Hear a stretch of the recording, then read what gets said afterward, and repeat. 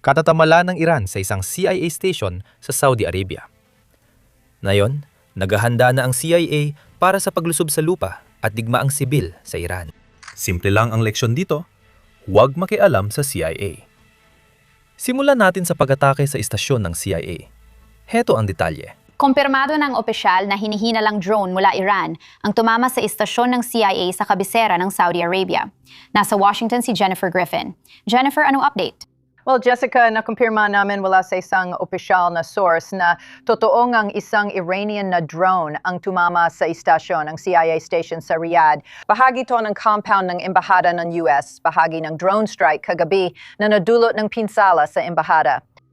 Tiyak na ito ay isang simbolikong tagumpay para sa IRGC. Wala namang nasaktan. Wala ring tao sa embahada noong oras na yon. Ang Washington Post ang unang nagulat tungkol sa insidente at na ang mismong CIA station ang tinarget at tinamaan. Ipinapakita nito na magiging malaking problema ang mga drone, lalo na ang Iranian drone. Kaya nilang sirain ang mga missile launcher at imbakan ng missile. Pero may libo kung hindi man 10,000 libong drone na kahit sino ay pwedeng ilagay sa likod ng track at paputukin. Ito na talaga ang mga bagong suicide bomb ng susunod na yugto sa gitnang silangan at magiging problema ito sa loob ng matagal na panahon. Ngayon, ilipat muna natin ang atensyon sa paglusob sa lupa dahil tiyak, babalik pa rin ito sa CIA. Pero nitong mga araw na ito, may senyales mula sa administrasyon na hindi pa inaalis ang opsyon ng ground invasion. Una, meron tayong kalihim ng digmaan o kalihim ng depensa na si Pete Hegseth. Ito ang sinabi niya sa press conference kahapon. Pakinggan mo. Salamat Kalihim Hexa. May dalawa akong tanong para sa inyo. Una, may mga sundalong Amerikano na ba na yon sa lupa ng Iran? Wala, pero hindi namin pag-uusapan kung ano ang gagawin o hindi. Sa tingin ko, isa ito sa mga maling akala na matagal nang umiiral na ang departamentong ito o ang mga presidente o iba pa ay dapat sabihin sa mga Amerikano at pati na rin sa ating mga kalaban kung ano eksakto ang gagawin natin. Heto ang eksaktong gagawin natin. Heto kung gaano katagal tayo magtatagal. Heto kung hanggang saan tayo pupunta. Heto ang mga bagay na handa natin gawin at hindi gawin. Kalokohan yan! Sinisiguro ni Pangulong Trump na alam ng mga kalaban na gagawin natin ang lahat para sa interes ng Amerika, ngunit hindi tayo padalos-dalos. Hindi mo kailangang magpadala ng 200,000 katao doon at manatili ng 20 taon, napatunayan natin na maaari mo makamit ang mga layunin na nagpapalago sa interes ng Amerika nang hindi nagiging padalos-dalos tungkol dito. Ngayon, magiging matapang ba tayo tungkol dito? Handa ba tayong maging mapagpasya tungkol dito? Naglalaan ba tayo ng buwan-buwan ng pagpaplano para matukoy kung ano mga epekto ang gusto nating makamit? Oo, sigurado. Pero sa susunod, bakit nga ba natin sasabihin sa inyo, sa kalaban, o kahit kanino kung ano ang gagawin o hindi natin gagawin para makamit ang isang layunin? Nakikipaglaban tayo para manalo. Nakikipaglaban tayo para sa mga layunin ng Pangulo ng Estados Unidos at gagawin natin ito ng buo ang loob. Salamat. Ngayon, syempre, hindi ito pagamin na may darating na tropa. Pero sinadya ito. Maliwanag na, gusto nating panatilihing bukas ang opsyong yon dahil kahit ang bantan ng pagpapadala ng tropa ay nagbibigay ng kalamangan sa US sa negosasyon laban sa Iran. Pero kalaunan, naging mas konkreto ito. Kahapon lang, nagkaroon ng classified briefing sa Senado kung saan ibinahagi ng administrasyon ang mga plano ng militar ng US. Matapos ang briefing, sinabi ni Senador Richard Blumenthal na naniniwala siyang malapit na maganap ang ground invasion based sa narinig niya. Pakinggan mo mismo. Gusto ko lang sabihin, mas natatakot ako ngayon kaysa dati matapos ng briefing na ito. Baka magpadala na tayo ng ground troops. At maaring kailanganin ang mga tropa mula sa Estados Unidos para makamit ang mga layunin na tila gusto ng administrasyon. Pagkatapos, nagbigay ng nakakagulat na komento si Pangulong Trump. Ang ibang presidente daw ay nag-aalala sa pagpapadala ng sundalo, pero iba siya. Pakinggan ninyo. Hindi isinasantabi ni Pangulong Trump ang posibilidad na ipadala sila sa Iran. Sinabi niya ito sa New York Post, quote, "Wala akong kaba sa pagpapadala ng mga sundalo." Laging sinasabi ng mga presidente na walang ipapadalang sundalo. Hindi ko sinasabi yan. Ang punto ko, baka hindi natin sila kailangan, maliban kung talagang kailangan. Todo ang trabaho ko para makagawa ng pinakamahusay na nilalaman para sa inyo. Pero naapektuhan talaga ang diet ko. Dati akong nabubuhay sa junk food at energy drinks para makasabay. Hanggang nadiskubre ko ang sponsor nating Cook Unity. Talagang binago nilang lahat para sa akin. Silang unang chef-to-you meal delivery company sa mundo. Linggo-linggo, Pumipili ako mula sa daan-daang diet-friendly na pagkain na nilikha ng mga award-winning chef tulad ng Spaghetti Napoli ni Chef Silvia Arvelo. Ito talaga ang kumumbinsi sa akin. Hinahayaan ako ng app nilang subaybayan ng macros at mag-filter based sa diet needs ko tulad ng keto, gluten-free o low-carb. Nakakakain ako ng masustansya nang hindi abala sa paghahanda. Kaya mas marami akong oras gumawa ng content para sa inyo. Mas maganda pakiramdam ko, maayos pagkain ko, at di ko kailangang isakripisyo kalidad o oras. Pinakamaganda sa lahat, kung gusto niyong subukan ng Cookunity, binigyan nila ako ng eksklusibong deal para lang sa mga manonood ng Business Basics. 50% off sa unang order. I-click ang link sa description at gamitin ang code na Business Basics sa checkout. Iyan ang Business Basics sa checkout. Ngayon, tiyak na ibang-ibang tindig niya kumpara sa kahit sino pa na maisip mo. Pero mapapaisip ka talaga kung iniisip na ba ng administrasyon ang isang ground operation. Pagkatapos, kalaunan sa araw na yon, nakatanggap tayo ng kumpirmasyon ng isang ground operation na paparating. Pero hindi ito kasama ang mga tropang Amerikano. Ipakikita ko sa iyo kung ano ang ibig kong sabihin. Tingnan mo itong ethnicity map ng Iran. Kita mo yung teritoryo sa kanluran? Doon nakatira ang mga Kurdo. At sa kabila lang na hangganan sa Iraq, may mas marami pang mga Kurdo, ang Iraqi Kurdistan. Isang rehiyon na matagal ng katuwang ng US. At para lalong kumpleto, hindi naging mabait ang Iran sa populasyon ng mga Kurdo.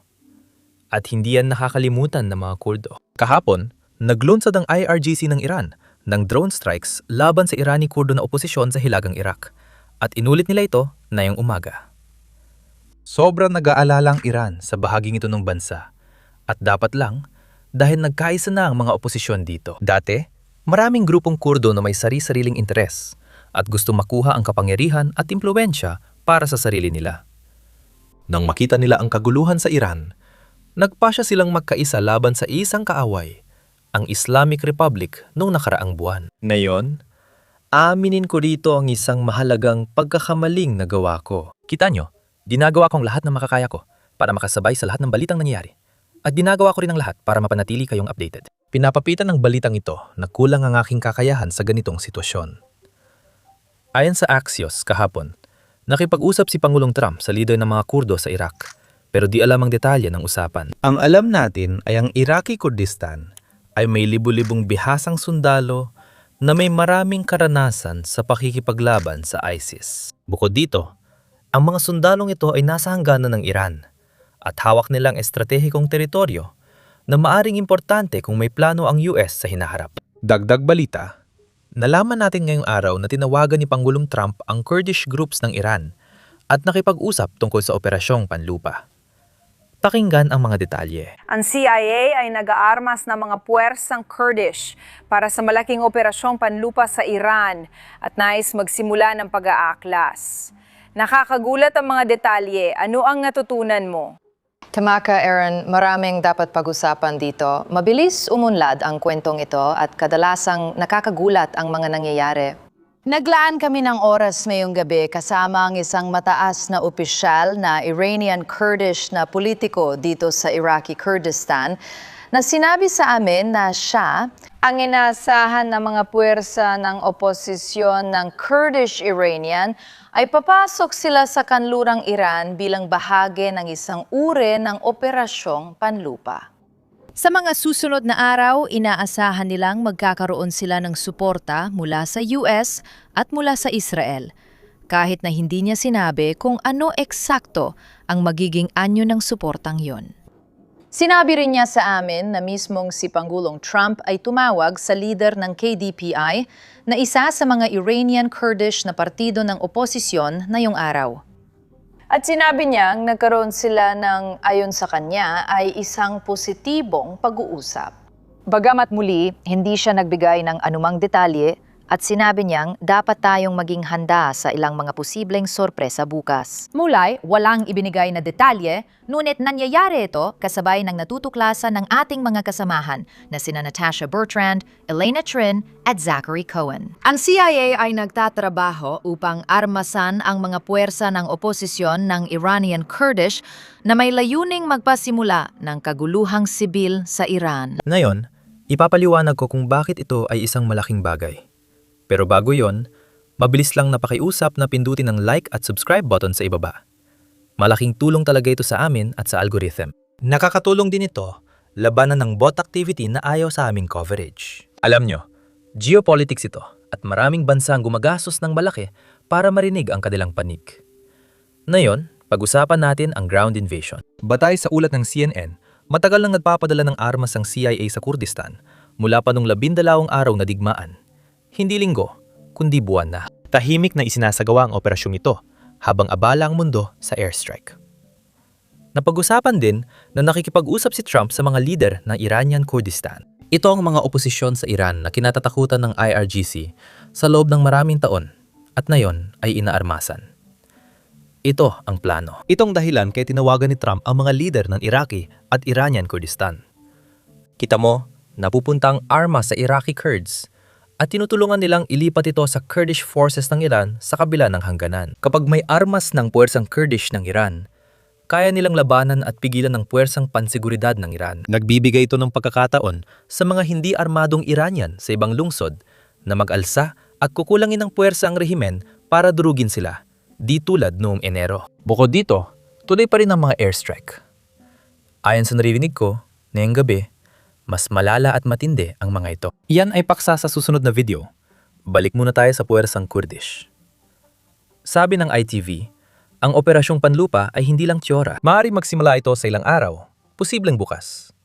Habang pinapanood ninyo ang video na ito, maaaring ito ang dahilan na matinding pambubumba ng IRGC sa mga posisyon ng mga Kurdo. Malamang ay may nakikita silang impormasyon at alam nila kung ano ang paparating.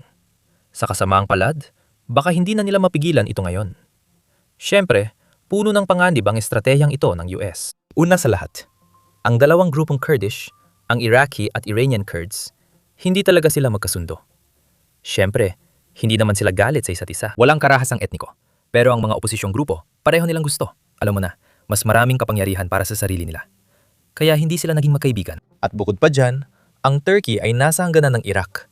At hindi gusto ng Turkey na magkaroon ng mas maraming kapangyarihan ang mga Kurdo.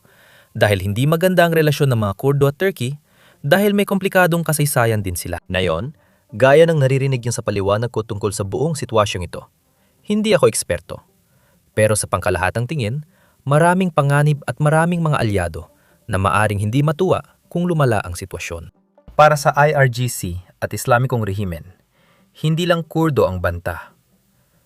Tingnan ulit natin ang mapa ng mga etnisidad na nakita natin kanina. Nakikita niyo ba yung timog silangang bahagi ng Iran? Yan ang Balochistan, tirahan ng mga Baloch na matagal nang lumalaban para sa kanilang kalayaan. Gusto nila ng teritoryo mula sa Iran at Pakistan. Kaya nagkaroon sila ng labanan-laban sa IRGC at puwersa ng Pakistan. Ngayon, nakikita ng mga Iranian Baloch ang isang pagkakataon at naghihintay sila ng tulong mula sa ibang bansa. Inatake ng mga militanting Baloch ang mga istasyon ng pulisya sa Timog Iran, kung saan maraming opisyal ng Iran ang napatay o nasugatan. Nangyayari ito nang walang tulong mula sa ibang bansa at kumikilo sa mga Baloch ng mag-isa. Ngayon, dalawang insuleksyon ang inaharap ng Iran. Mga Kurd sa kanluran, Baloch sa Timog Silangan. Ayon sa ulat, mukhang malapit na ang ground operation. Hindi kailangan ng US troops, pero tiyak na gagamitin ng US weapons. Babantayan ko ito at bibigyan ko kayo ng update. Kaya siguraduhin pindutin ang subscribe button sa ibaba. Magkita-kita tayo sa susunod na video.